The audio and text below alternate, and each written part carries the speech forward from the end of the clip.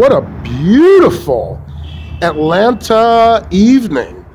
I'm always amazed to come home and see this beautiful view that I can enjoy every day because it reminds me about the power of ideas and the power that it takes inside of a person to have an idea and watch it grow and develop into something as marvelous as a city skyline. It's difficult at times to stay focused on our goals. And I think that the biggest challenge that young black men face in America doesn't so much come from the police, but it comes from the silence of people in positions of authority when injustices occur. And when I say authority, I'm not just discussing President Obama. I'm talking about people like Jay-Z, people like Beyonce, people like Dwayne Wade, people who have a tremendous platform to talk with young people and share a message, but would rather relish in the spoils that are provided to them through their God-given talents. Now, certainly there's nothing wrong with a person earning a living and becoming extremely wealthy, but I think we owe it to everyone that when we are in a position to help in a dire time, that we take steps. What happened in South Carolina with Officer Michael Slager is outrageous. And the police officers and people, even friends of mine on Facebook, that I've been quiet when I've seen them post about the killings and about how people should just do what the police say, I've been quiet because they say you can't teach an old dog new tricks. Why would you argue with an idiot? Just as the police say that if you have nothing to hide, there's no reason to run. Well, if the police have nothing to hide, there's no reason to turn off the body cameras. I personally believe it should be felony obstruction of justice to turn off a body camera. They should be orchestrated by an administrator that has total latitude and control over turning them on and off. That's something that as they prepare to roll out this federal program for body cameras that I think needs to be taken into consideration. I've written a letter to that effect, and hopefully it gets into the hands of the right individual and of somebody who is willing to take a look at this thing. Now, there are a lot of good police officers out there.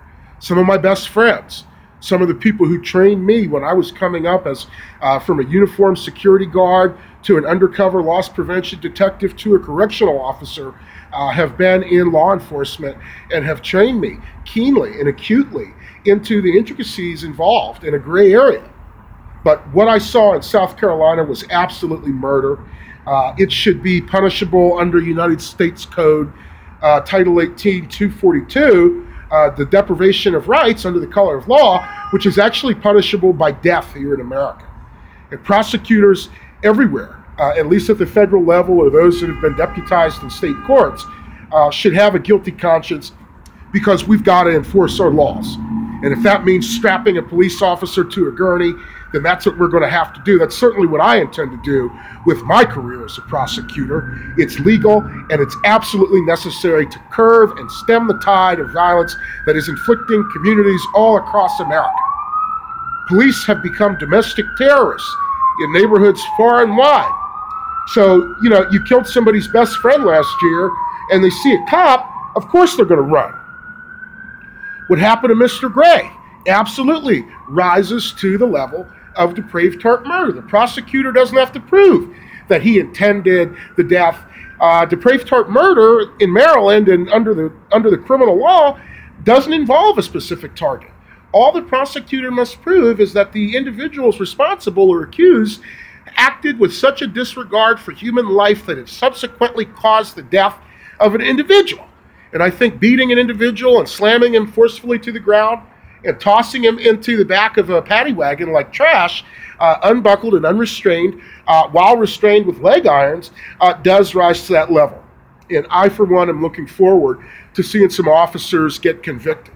The only unfortunate part about the charging decision is that it seems, with the exception of Officer Michael Slager in South Carolina, that the only time officers get charged for these sorts of things are when there's black officers involved. Somebody had to say it. It's not about color.